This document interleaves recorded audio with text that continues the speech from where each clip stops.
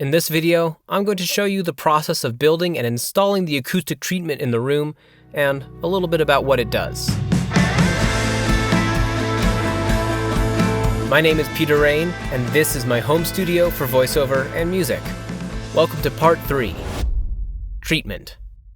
Finally, we can get started on what will really transform this room from a seemingly normal room into an actual studio. I think one of the stranger parts of this project was after spending almost a week of hard work and energy into the isolation portion, the room doesn't really look that different, besides the addition of the baffle boxes. The treatment comes in 4 parts, 2 different kinds of acoustic absorption panels, and 2 different kinds of acoustic diffuser panels. But first, let's get all that wood we planned in part 1 cut to the right size. There we go, nice and easy. No, seriously, this was a full day project. Pretty much all the wood is pine, all bought in 8 foot by 1 inch, which is really 3/4 inch, but in this case it was fine because that was the size I wanted anyway, and of varying widths.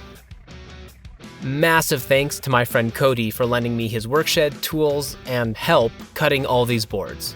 Cody is also the lead singer of my band, Then I Fly. Most of them were cut on his miter saw, though some were ripped on the table saw to get the precise measurements for the diffuser panels. We also used the table saw whenever we could, just for that extra level of precision. Thanks again also to my partner's father, who was a massive help in this step. During the time we spent on isolation, the high-density insulation and the burlap fabric came in. Given that the boxes of insulation now take up about half the garage, I'm going to build those panels first. All the panels are assembled using a combination of brad nails from a nail gun and wood glue. I'd square up the frame, making sure that it was actually 90 degrees in the corners, glue them, clamp them, and nail them. I was limited in how many panels I could assemble at a time by the number of clamps I had, but fortunately Cody was kind enough to lend me some, which would help speed things up. I attached the fabric using thin strips of 1/8 inch plywood glued and stapled to the inside of the frame. Again, I'm using burlap, which is an acoustically transparent fabric, meaning sound will travel through the fabric into the insulation and not bounce off or reflect off the fabric itself. This is important because you want the acoustic treatment to be done by the insulation, not have anything to do with the fabric. There are other types of fabric that you can use, but burlap is cheap, super effective, and can come in different colors, and looks pretty decent as well. A space is left in the center for the brace to go across. Now, I did run into a couple issues. The first is that the insulation is 2 inches thick, and double layered is actually thicker than my panels because, of course, the 4-inch wood is actually 3.5 inches. Fortunately, this doesn't really cause any structural problems, and John Brandt, the acoustician who designed my studio, assured me that the fiberglass itself was strong enough to support the frames without the backing braces. I would just cover the back with some discount fabric to keep everything together, and while there might be some slight aesthetic annoyances, everything will work out just fine. The cheapest thin clearance fabric I could find was old Halloween and Hanukkah fabric. Perfect for me, though no one will see it. The second issue was cutting the fiberglass panels by hand was pretty exhausting with just a knife, and the cuts weren't clean. The circular saw wasn't also making the straightest cuts in the thin plywood. Okay, I wasn't making the straightest cuts with the circular saw, which would affect the look and possibly the integrity of the fabric. I decided to just go ahead and rent a table saw to make nice even plywood strips and cut the fiberglass since the panels varied in size. Be prepared if you're cutting fiberglass with a power tool.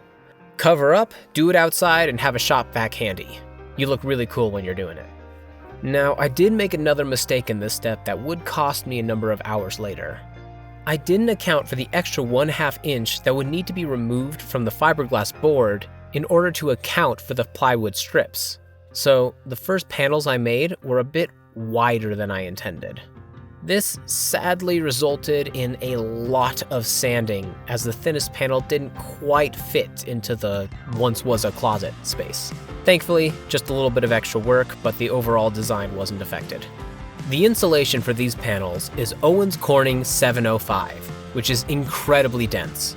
The reason for this specific insulation is that under John's extensive testing, it has proven to have not only the highest sound absorption of all insulation, but also the flattest absorption across the frequency spectrum.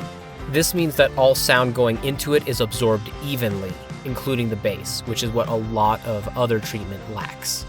These panels will be the ones nearest me where I'm setting up my primary recording station, as well as the ones that go up on the ceiling. Keeping with my general color scheme that I used everywhere on my website, I decided on navy blue and gray fabric for the walls and white for the ceiling to blend in. Here's a quick look at the process for the ceiling panels. Laying them out on the fabric, attaching it with the plywood strips, attaching braces, and cutting off the excess fabric. Then trimming down the insulation slightly to make room for the strips. Lesson learned, and attaching the backing fabric. Next up, the pink fluffy panels, as I call them. That's right, these panels don't have any expensive insulation. They've got classic Owens Corning pink filling them.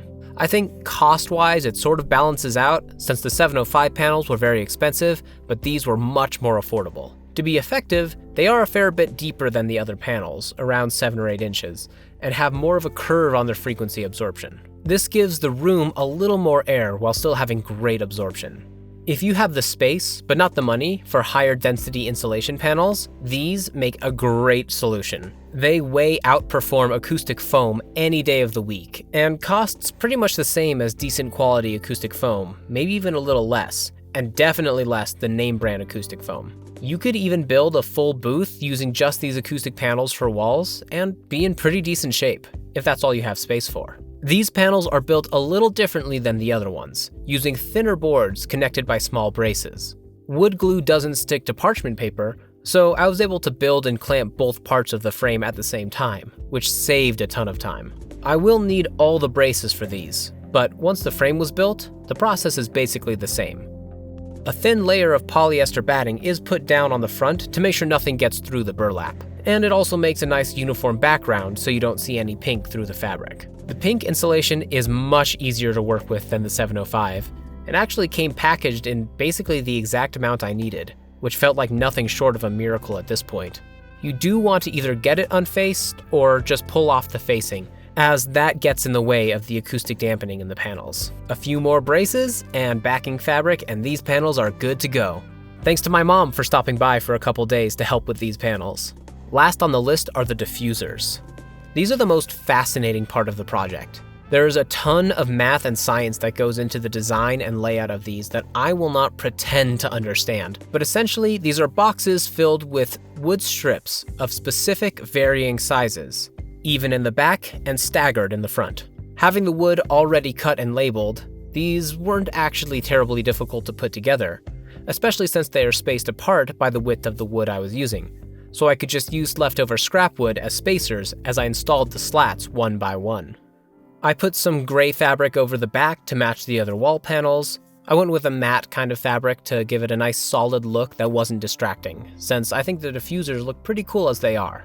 Now, these diffusers are one step I would not recommend doing on your own without consulting a professional. As they are built with very specific frequency responses in mind, the placement in the room is also something an acoustician should direct you on, as they do affect your space. The effect, however, is really interesting and really improves the sound of the room. They almost create a larger sense of space in the room without adding any echo or reverb, just through the use of frequency. Here's John explaining a little more. So it's a sense of space. What it does, due to the different distances on the surfaces of the pieces of wood, the sound is bouncing off of each one. It gives you a specular reflection. However, due to the distance, it changes the reflection distance and therefore does a phase change on the reflection. There's different phase coming back at you.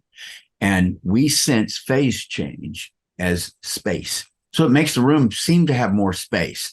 If it was all absorption panels, it would just be a dead room and it wouldn't be any fun. Let me put it that way. There's no fun in it, you know? Mm-hmm. It's also a quality that tells the primitive brain that you're not in an anechoic chamber, that you're not in a space that's like, I can't hear the walls, you know? So It does several things. You can use it as an effect when recording because it causes a phase change. It's mostly high frequency. The frequency of reflection off those slats is about 18 kilohertz, believe it or not. You're not really hearing it. It's that high. Of course, you go down to quarter waves and stuff like that, and it's lower. It gets down to 6K, but the main diffraction frequency is around 18K, believe it or not. So it adds a little bit of air to the room, kind of. Now it's time to put everything up.